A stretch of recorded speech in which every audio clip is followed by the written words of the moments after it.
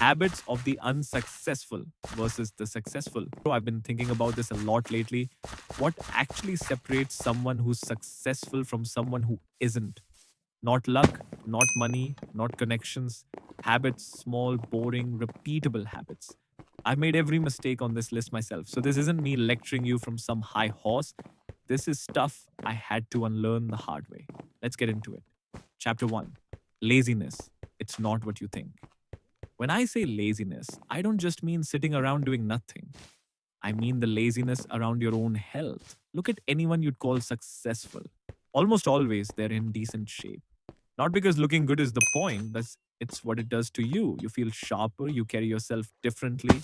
People notice, whether you like it or not. Food is the other half of this.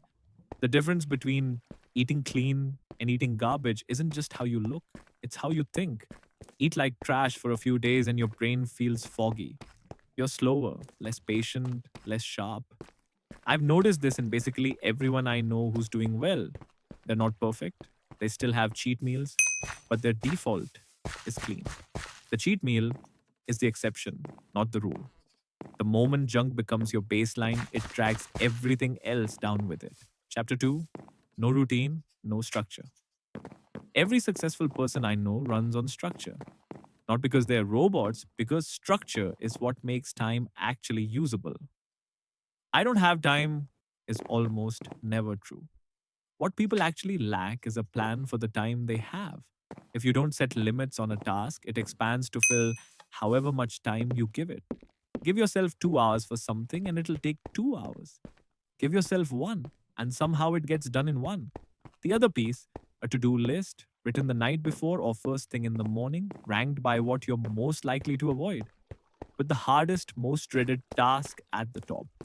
Do that one first. Everything after it feels easy by comparison. It sounds almost too simple to matter, but it's the difference between a productive day and a day that just happens to you. Chapter 3. Living in chaos.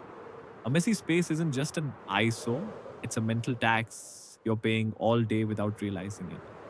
I'm not talking about being a neat freak. I'm talking about the basics. Laundry put away, dishes done, phone and keys always in the same spot. Every successful person I've been around, without exception, keeps a clean space. Not because they're obsessed with cleanliness, but because clutter is a constant, low grade distraction. It quietly eats at your focus and your calm. Small habit that pays off fast, clean as you go.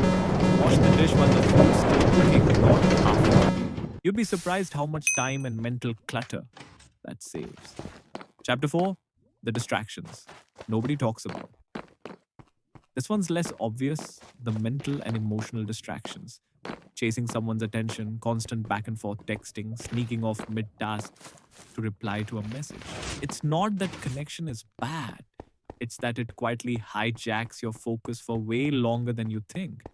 One quick reply turns into an hour of your head somewhere else entirely. If you're in a relationship, that's a different dynamic. Ideally, your partner respects your time and goals, but the same trap applies to phones and social media in general.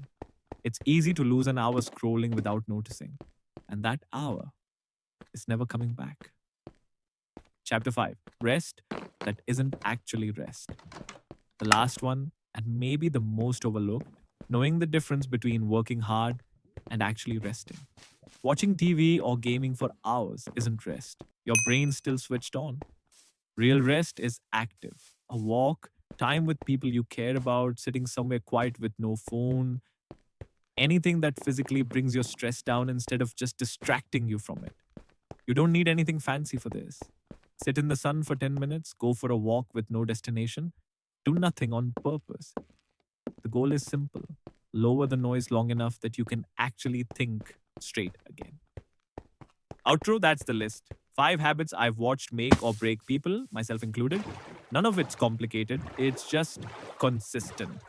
If any of this hit home, try picking one, just one, and work on it this week. Let me know how it goes. See you in the next one.